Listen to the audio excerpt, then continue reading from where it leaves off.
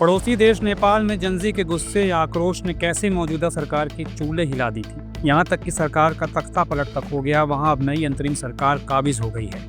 कुछ ऐसा ही दृश्य आज केंद्र शासित प्रदेश लद्दाख में देखने को मिला। बड़ी संख्या में आक्रोशित युवा आज अपनी मांग को लेकर हिंसक हो गए, सड़कों पर उतर गए, जो मिला उसे आग लगा दिया। यहाँ तक कि बीजेपी का लेह वाला दफ्तर भी आग के हवाले कर दिया। प्रशांत क्षेत्र माने जाने वाले लद्दाख में ऐसा क्या हुआ कि मामला इतना बिगड़ गया? आइए आज आपको विस्तार से हर एक चीज बताते हैं। यह घटना लेह एपेक्स बॉडी यानी लैब के नेताओं की चेतावनी के 2 दिन बाद हुई है, जो पिछले 5 सालों से विरोध प्रदर्शनों का नेतृत्व कर रही है। लैब ने कहा था कि लोगों का धैर्य अब जवाब दे रहा है। यह मांग सिर्फ राज्य के दर्जे तक सीमित नहीं है, बल्कि इसका उद्देश्य इस आदिवासी बहुल क्षेत्र की विशिष्ट पहचान को बनाए रखना भी है। लद्दाख के 2 प्रमुख समुदाय बौद्ध और मुस्लिम संगठन इस आंदोलन में साथ साथ हैं। स्थिति बिगड़ते देख जिला मजिस्ट्रेट के आदेश में कहा गया है कि जिले में 5 या अधिक लोगों के इकट्ठा होने पर प्रतिबंध है।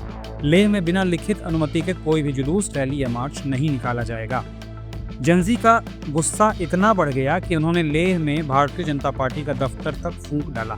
इसे लेकर बीजेपी के IT सेल के हेड अमित मालवीय ने कांग्रेस के पार्षद को दोषी ठहराया, पर इस प्रदर्शन के केंद्र बिंदु माने जाने वाले एक्टिविस्ट सोनम वांगचुक की राय अलग है। उन्होंने कहा कि कांग्रेस का यहाँ इतना प्रभाव नहीं है कि वो 5000 युवाओं को सड़कों पर उतार सके। कांग्रेस का एक पार्षद कल गुस्से में अस्पताल पहुंचा था, क्योंकि उसके गांव के 2 लोग घायल होकर अस्पताल लाए गए थे। उन्होंने आगे कहा कि इस घटना ने हमारे शांतिपूर्ण विरोध को बाधित कर दिया है, जो पिछले 5 सालों से चल रहा था। हमें युवाओं से संकेत मिल रहे थे कि उन्हें लगता था कि शांति का रास्ता काम नहीं कर रहा है। आज की घटना ऐसी ही बातों का नतीजा थी। लेह में कोई भी पार्टी इतनी मजबूत नहीं है कि वो इतनी बड़ी संख्या में युवाओं को लामबंद कर सके। युवाओं का यह विरोध केवल बेरोजगारी और अन्य बड़े मुद्दों के कारण था। आज हमने जनजी का आक्रोश देखा। मैं पिछले 5 सालों से उनकी निराशा को समझ सकता हूं, लेकिन मैं उनके विरोध के तरीके की निंदा करता हूं। दरअसल जनजी की इस हिंसा के पीछे वो 4 मांगे भी हैं जो अब तक केंद्र सरकार ने नहीं मानी। आइए उसे भी बताते हैं। लद्दाख को राज्य का दर्जा, क्योंकि केंद्र शासित प्रदेश का दर्जा उनकी स्वशासन और सुरक्षा की मांगों को पूरा नहीं कर पाया है। भारतीय संविधान की 6ठी अनुसूची में शामिल करना, ताकि इसकी आदिवासी पहचान सुरक्षित रह सके। लद्दाख के लिए अलग लोक सेवा आयोग की स्थापना, ताकि बेरोजगारी की समस्या को हल किया जा सके। लद्दाख के लिए 2 संसदीय सीटें, अभी एक सीट की तुलना में केंद्र में अधिक प्रतिनिधित्व के लिए।